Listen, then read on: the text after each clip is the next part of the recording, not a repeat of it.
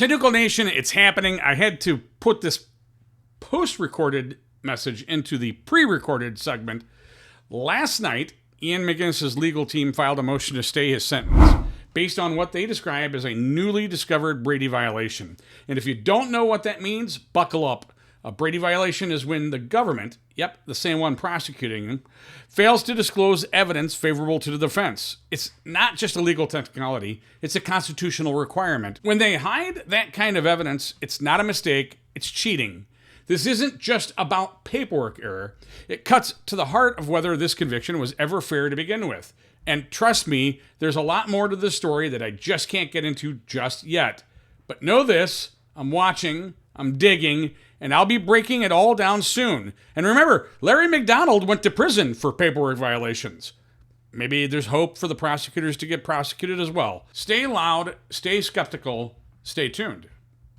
What do you get when a prosecutor needs a headline, a judge wants a soundbite, and a police commander becomes politically expendable? You don't get justice, you get Larry McDonald's 4-year prison sentence. Not for drugs, not for violence, for paperwork. Welcome to Cuyahoga County, where public relations matter more than public safety.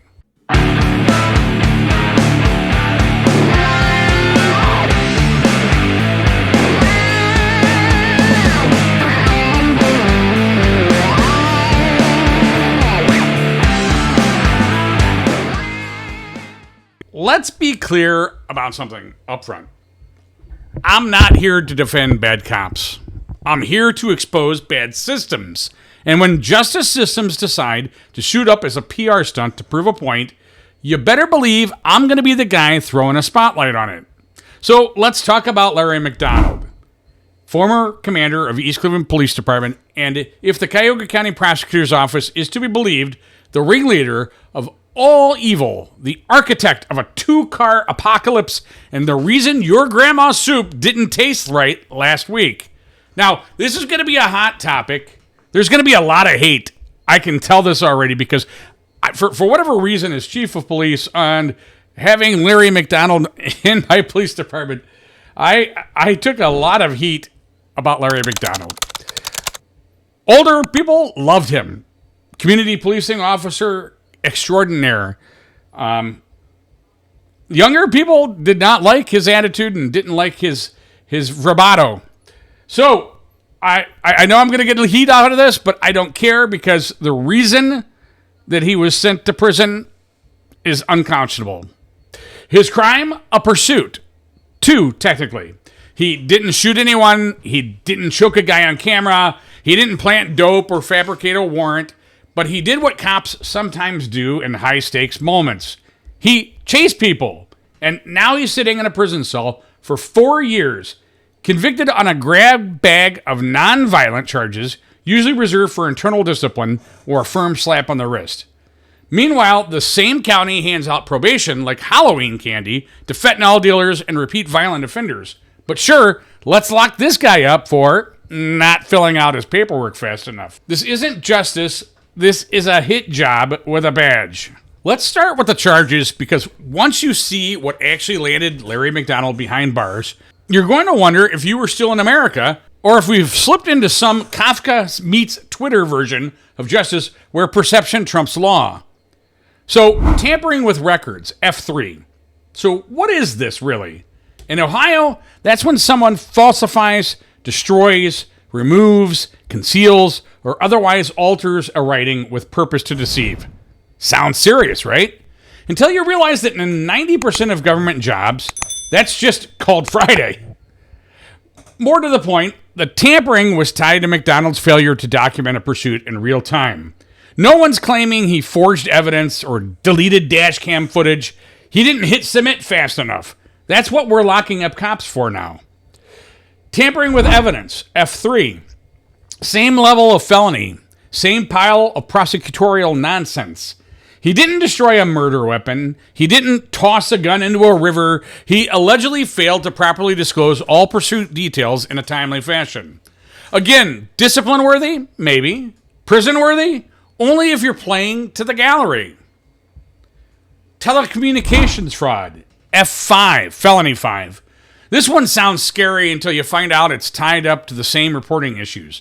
Apparently, when a cop fails to notify dispatch in a way that keeps the Excel spreadsheet gods happy, it's now a felony. Ohio Revised Code 2913.05 was never meant for this nonsense.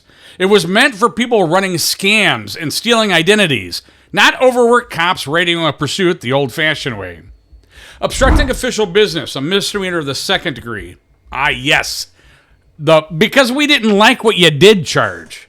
Slapped on by departments when they can't prove you committed a real crime. In McDonald's case, it boils down to this.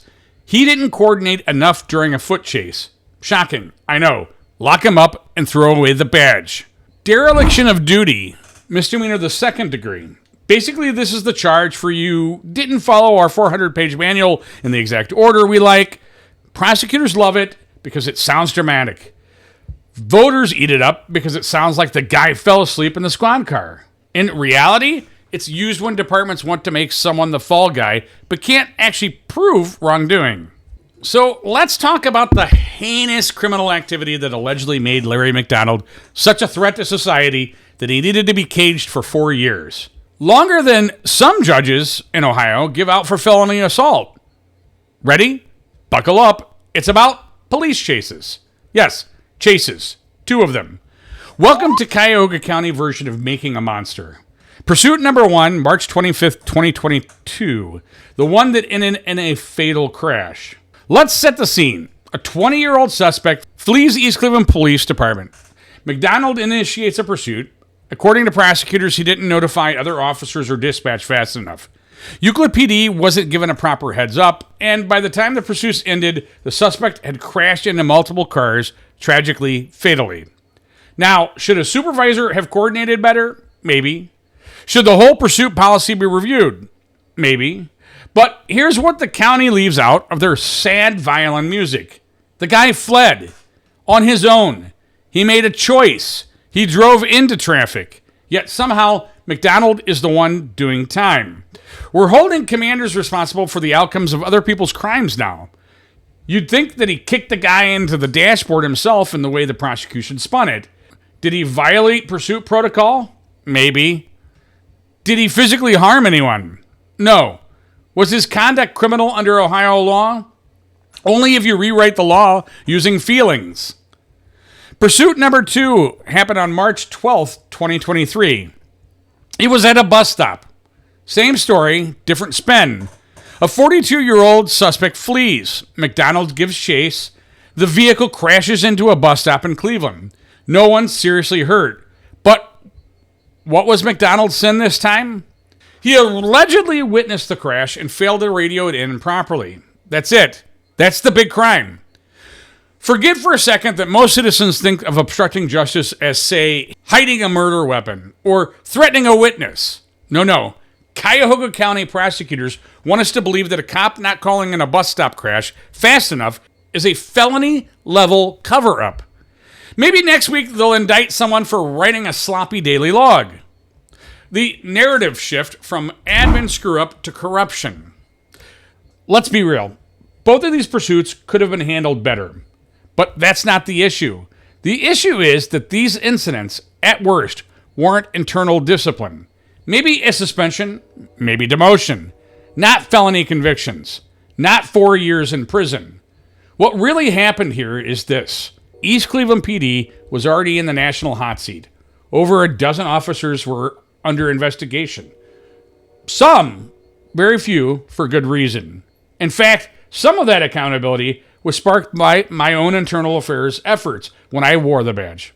I believe in standards. I believe in rooting out the real problems. But this wasn't it. This wasn't an evidence plant. This wasn't extortion. This was a pursuit. And the Cuyahoga County Prosecutor's Office, it decided it needed a high-ranking name to hang on the wall and say, look, we're reformers. And Larry McDonald, a commander, a decades-long cop, a black man who outranked most of the department, became the narrative sacrifice. It wasn't about what he did. It was about how he looked. This wasn't accountability. This was theater. Here's a dirty little secret most civilians don't get. Cops in dysfunctional departments are often left making judgment calls in a vacuum. The policy may say radio every moment.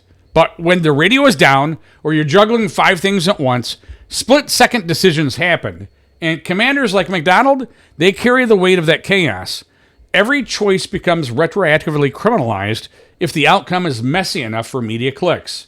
This isn't just about McDonald. It's about the precedent. Because if you can take a flawed pursuit and turn it into a multi-count felony conviction, then every officer in Cuyahoga County better start lawyering up every time a call gets complicated.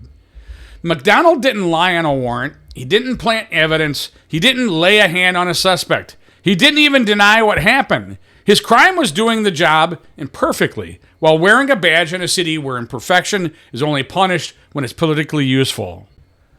If you've ever wondered what it looks like when a prosecutor's office turns into a reality show, where the goal isn't justice, but the public perception, then let me introduce you to the Cuyahoga County justice system, where the rules are made up, the sentencing is selective, and the hypocrisy is so thick it should come up with a warning label.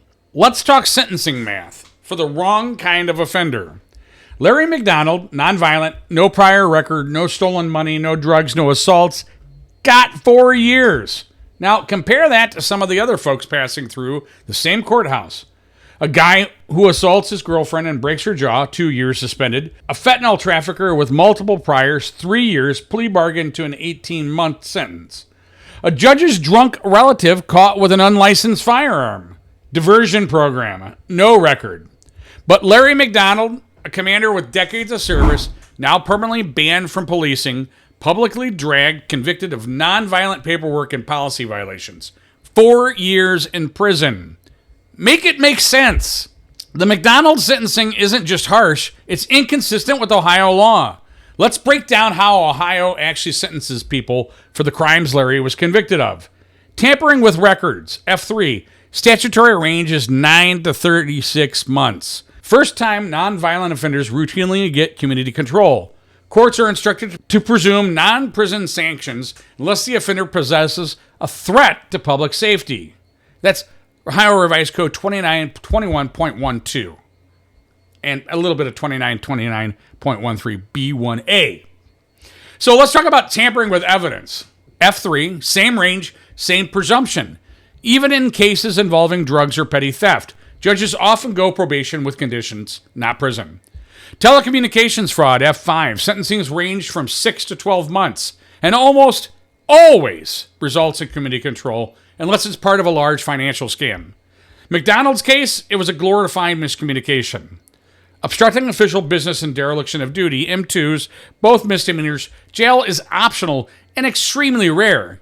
Yet somehow, McDonald's nonviolent charges got stacked into a Frankenstein sentence that rivals some homicide plea deals.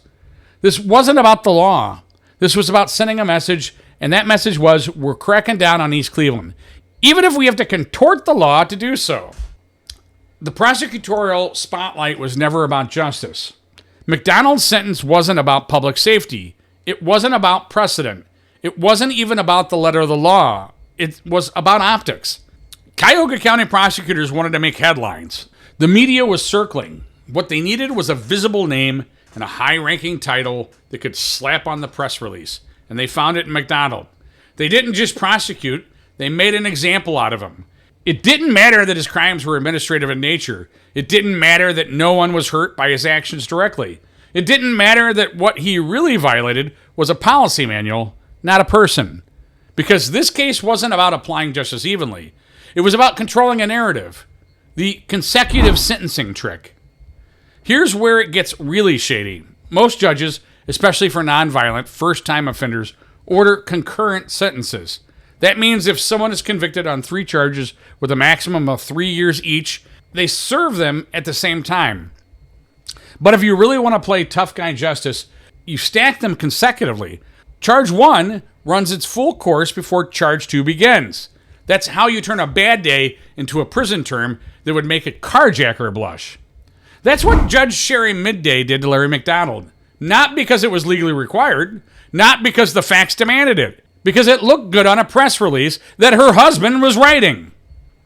Accountability or optics, you already know the answer. McDonald wasn't the perfect cop, but what happened here had nothing to do with actual justice. It was about public relations, not public protection.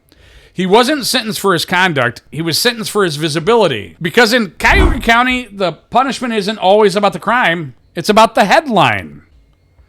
Let's play a game. It's called Who Gets the Cell? We take two defendants, one's a cop who didn't properly document a pursuit. The other guy, a guy with multiple violent offenses and a side hustle in fentanyl. In a rational justice system, you'd think the answer is obvious. But in Cuyahoga County, it all depends on what makes the better press release. Because here's the truth. If Larry McDonald had been just another criminal instead of a cop, he probably would have gotten probation, a slap on the wrist, or a spot in one of those treatment diversion programs everyone pretends works. But because he wore a badge, and more importantly, a rank badge, he was railroaded through the system to make a point. Meanwhile, here's what's happening all around him. In 2023, a man arrested with 45 grams of fentanyl, a loaded firearm, and a record longer than a CVS receipt. Charges: aggravated drug trafficking, having weapons under disability, and possession. Sentence: community control with treatment and probation. Why? He's turning his life around. Sound familiar? Apparently, having enough fentanyl to send a classroom into respiratory failure is less of a threat than a commander who didn't call in a crash fast enough. Case Exhibit B. Let's talk about in 2022, Cuyahoga County. A man pleads guilty to a felonious assault for breaking his girlfriend's jaw. Judge, you need help, not prison. He was sentenced to 2 years suspended. Walks out of court the same day. Larry McDonald, 4 years for a pursuit where he didn't touch a soul. Let's not pretend the system values victims. It values narratives. Case Exhibit C, public official DUI, quiet dismissal. You've got politicians, judges, even prosecutors caught driving drunk. Blood alcohol levels doubled the legal limit. Police reports swept under the rug. Charges dropped to reckless operation. License suspended quietly. Probation sealed records. But Larry McDonald, full criminal branding. Career gone. 4 years. Why? Because he's not politically useful as a rehabilitation story. He's useful as a cautionary tale to keep the heat off of everyone else. Case Exhibit D, corrections officer assault, misdemeanor deal. Let's get real specific here. A Cuyahoga County corrections officer, on camera, punches a handcuffed inmate, knocks his tooth out, and walks away with misdemeanor assault charges. No prison, nor court costs, anger management, and a quiet trip out the back door. Meanwhile, McDonald didn't touch anyone. His crimes: administrative, paperwork, policy violations, felonies on paper, not in practice. Yet the system went full throttle. Because when you're dealing with law enforcement, the justice system doesn't want reform. It wants revenge, selectively applied. The public defender discount versus the officer enhancement. Let's not ignore this part either. If Larry McDonald had been an average defendant with a public defender and a background of real trauma, they'd have worked out a treatment program. Claimed trauma, claimed stress, played every card. But he's a commander, so instead of a sob story, they gave him a scarlet letter. Judges in Cuyahoga County routinely cite mitigating factors for people who break jaws, smuggle drugs, or run from the cops. But when a cop is the one standing there, especially one who makes the system look bad, those same mitigating factors disappear like body cam footage on a corrupt server. If Cuyahoga County had an official slogan, it probably would be justice served depending on who you are. And no one seems to embody that better than Judge Sherry Midday, who presided over Larry McDonald's sentencing like she was directing an episode of Law & Order Optics Unit. Let's be clear, this wasn't a judge torn between precedent and principle. This was a judge who knew exactly what kind of headline she wanted, and Larry McDonald was just the script. A pattern, not a fluke. Let's take a look at Midday's courtroom record. She's not new to the game. Appointed in 2015, elected in 2016, and re-elected in 2022. Judge Midday has made a name for herself in the Cuyahoga County Common Pleas Court, and not because she's a beacon of consistency. Multiple public defenders, local attorneys, and even reporters have quietly noted a pattern. If your case has political weight or media interest, expect theater over fairness. In high-profile drug cases with media buzz, she lectures about community impact before cutting a plea. In a low-profile violent crimes without press, quiet probation, sealed records. In police misconduct cases, buckle up, She's handing out the max. Larry McDonald wasn't sentenced based on his record. He was sentenced based on hers. Consecutive sentencing, because symbolism is everything. Remember the sentencing trick from part 3? It's back. Judge Midday stacked McDonald's charges consecutively, something that the Ohio Supreme Court has warned judges to avoid unless truly justified. But hey, why let reason get in the way of symbolism? By stacking misdemeanor level conduct into a multi-year felony prison term, she didn't just convict McDonald, she rebranded him, took a paperwork lapse and turned it into a felon. Because in a system that needs to show it's getting tough, nuance is a liability.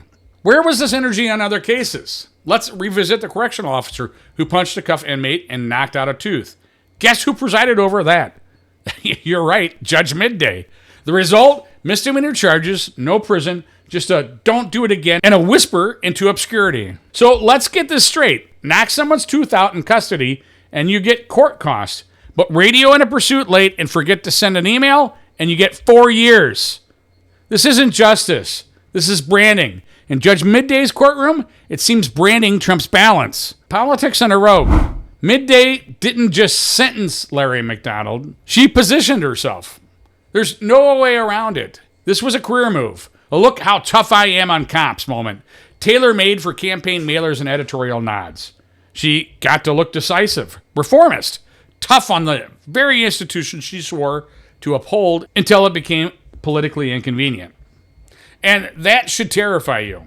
Because when judges start making rulings based on public appetite instead of law, no one is safe. Not even the ones who swore to protect the public in the first place. No one's asking any real questions. Not a single outlet asked, why did a first-time non-violent offender get consecutive sentences for administrative missteps? Not one reformer explained how this sentence helps community trust. And not one seems to care that the judge who talks about fairness from the bench seems to be handing it out like party favors, depending on who's in the defendant's chair. In theory, a prosecutor's job is to pursue justice, not convictions. In Cuyahoga County, that theory has been replaced with an election strategy. Because when the cameras are rolling and the headlines are flying, justice isn't blind, it's scripted. And the McDonald case, that wasn't a prosecution, that was a performance. Meet the real power behind the curtain. Let's stop pretending Judge Midday acted alone. She was the last act. The real production was run by the Cuyahoga County Prosecutor's Office, the same institution that has quietly made a sport of turning selected law enforcement officers into poster children for reform. As long as those officers come from easy to demonized departments like East Cleveland. McDonald wasn't their first target. I was. But he was their perfect one. High-ranking, black, and tied to a department already under public fire. No political backblow from the FOP. No suburban outrage. Just a clean shot at a win. The indictment industrial complex. Let's talk about some numbers. Since 2022, 18 East Cleveland officers have been indicted. You'd think the city was run like a cartel. And I'll be the first to admit, some of those cases were valid. Some weren't. I know. I was there. I helped initiate reform efforts from inside. I believed in accountability then, and I still do now. But this wasn't reform. This was retaliation dressed as progress. Because here's the truth. Once the press sniffed blood and the activists got loud, the prosecutor's office didn't start fixing policy. They started counting scalps. They went for quantity, not quality.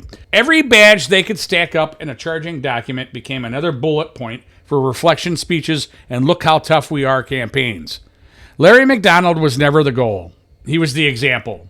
They didn't charge Larry McDonald to uphold justice. They charged him to keep the narrative alive, and after all, what sounds better? Remember how they would go week by week and bam, indictment this week. Oh, wait until next week we get another indictment. They could have done it collectively, right? If they had all that information, which they've had for years, why didn't they indict all at once? Because they wanted to keep that alive in the press. Commander McDonald falsified records and lied to cover up a fatal chase, or Commander McDonald missed a dispatch notification, filed a late report, and failed to document a non-injury crash during a pursuit. Only one of these sells, and guess which version the county ran with. Prosecutors stretched every statute they could find, turned policy violations into felony indictments, took gray area lapses and colored them in with criminal intent. Because if you tell the story loudly enough, no one asks to see the script. Let's call this what it is: a lie sold to the public in the name of safety. Prosecutors claimed they were restoring faith in policing. But you don't restore public trust by punishing discretion and calling it misconduct. You don't make the streets safer by criminalizing the chain of command. You just convince the next generation of cops to keep their heads down, their reports vague, and their proactive instincts buried. What's the lesson here? If you're a commander and something goes sideways, even when it's a fleeing suspect who causes the damage, you better hope you're not useful to the press. Because if you are, they'll write you into a conviction before your lawyer even opens their mouth. Make no mistake, the McDonald case wasn't a legal necessity. It was a political opportunity, a way for the prosecutor's office to frame a narrative of reform without even having to tackle the actual systems that allowed dysfunction to fester in the first place. Why fix recruitment? Why improve supervision? Why fix the endless turnover, the broken internal affairs system, or the politics between City Hall and the PD? It's easier just to say, we've got another one. This is what happens when accountability gets weaponized. Let's be crystal clear. Accountability should matter, but it should also be fair, balanced, and honest. What happened to Larry McDonald wasn't accountability. It was political bloodletting, choreographed for the benefit of the county's image, not the community's needs. If the standard used against McDonald were applied across all city departments in Cuyahoga County, you'd need a convoy of prison buses parked outside the county admin building. But of course, they don't apply that standard equally. They only apply it when it's safe, when it's strategic, when it's profitable, politically speaking. They got what they wanted. Larry McDonald convicted, sentenced, publicly humiliated, and erased from the badge he once wore. The prosecutors high-fived. The judges issued her gavel-dropping monologue. The media got their juicy headline. The activist crowd retweeted their victory, and everyone moved on. Well, almost everyone. Because while the show closed for the audience, the damage kept rolling behind the curtain. Justice done, or just done with justice? Let's break it down. What did the prosecutions really accomplish here? Did McDonald's sentence make anyone safer? Was East Cleveland suddenly transformed into a bastion of professional policing? Were pursuit policies rewritten, supervisors retrained, or dispatch systems upgraded? Spoiler alert, no. Because this wasn't about improvement. It was about image. It was about burning someone on the altar of reform to avoid fixing the broken structure underneath. Larry McDonald's career gone, his OPATA certification surrendered, his decades of service reduced to a few bad headlines, and the department he came from still underfunded, still struggling, still bleeding good officers monthly. You can't recruit in a courtroom. While prosecutors were busy chasing headlines, the recruitment posters started coming down. You know why? Because who the hell wants to wear a badge in a city where a missed dispatch call can get you a felony indictment? Where no one will back you up if the optics turn sour? Where serving becomes self-incrimination? McDonald's conviction didn't scare bad cops. It scared every cop. The good ones, the experienced ones, the ones still trying to do the right thing in broken departments with broken leadership and a public that assumes the worst. And now they're out, or they're silenced, or they're skating by, radio silent, afraid that one mistake, even a gray area situation, will cost them everything. The real public safety risk. Here's the dirty little irony that no one in Cuyahoga County wants to admit. This case made the public less safe because it didn't encourage accountability. It encouraged inertia. It didn't send a message to corrupt cops. It sent a message to any cop. You're expendable the second we need a headline. That's how you create timid, hesitant responses to policing. Delayed decisions. And guess who fills that vacuum? The same people McDonald used to chase. The ones who don't hesitate, don't second guess, and they don't wait for permission. What about the media? They got their story. East Cleveland commander sentence. Print it, package it, move on. But did they follow up? Did they ask if the sentence fit the law? Did they compare it to any other cases? Did they ask why a non-violent first-time offender with administrative charges got prison while actual violent criminals walk? Of course not. They were too busy cheering their engagement numbers. They didn't dig into Judge Midday's track record. They didn't call out the prosecutor's selective outrage. And they sure as hell didn't want to quote anyone who might say this was political. Because the truth doesn't trend like outrage. And you know who's really paying attention? The officers who haven't been indicted. The ones still suiting up in the morning. The ones trying to balance the community expectations. Flawed policies and broken command structures. And now judicial landmines. They're watching. They saw what happened to McDonald. They know it could be them next. And all it takes is one chase. One miscommunication. One Monday morning quarterback in a prosecutor's chair. So they do what anyone would do. Less. They do the minimal. They play it safe. They go home. And the community, left with slower response times, fewer proactive stops, and a rising list of 911 calls answered after the damage is already done. Larry McDonald is in a prison cell right now. Not because he beat someone. Not because he stole something. Not because he lied under oath, planted drugs, or extorted a community. No. He's there because Cuyahoga County Prosecutor's Office and Judge Sherry Midday needed a headline. Because he was a high-ranking, experienced, visible police commander tied to a department already bleeding from police scandal. And instead of holding a broken system accountable, they took the easier route. It wasn't about what he did. It was about what he represented. He was the face they could punish to prove that they were serious. And they threw the book at him for that. This wasn't about public safety. It was about public relations. Let's stop pretending this was ever about fixing East Cleveland. Please!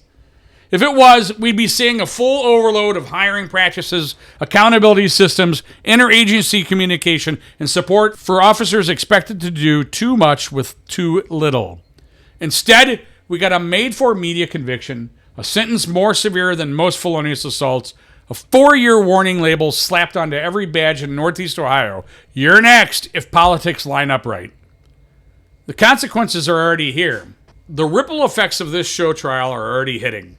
Departments can't fill vacancies. Good cops are bailing early. Younger officers are saying no to supervisor roles. Mid-level command staff are quietly refusing to make tough calls because any mistake might be their McDonald moment. You want safer streets? This ain't how you get them. You want real reform? This ain't it either. What you get instead is a justice system that teaches its own people to sit on their hands while the real problems keep rolling down the street with tinted windows and a trunk full of pills. This wasn't justice. This was a warning shot in the wrong direction. Let's be real. We need to hold law enforcement accountable.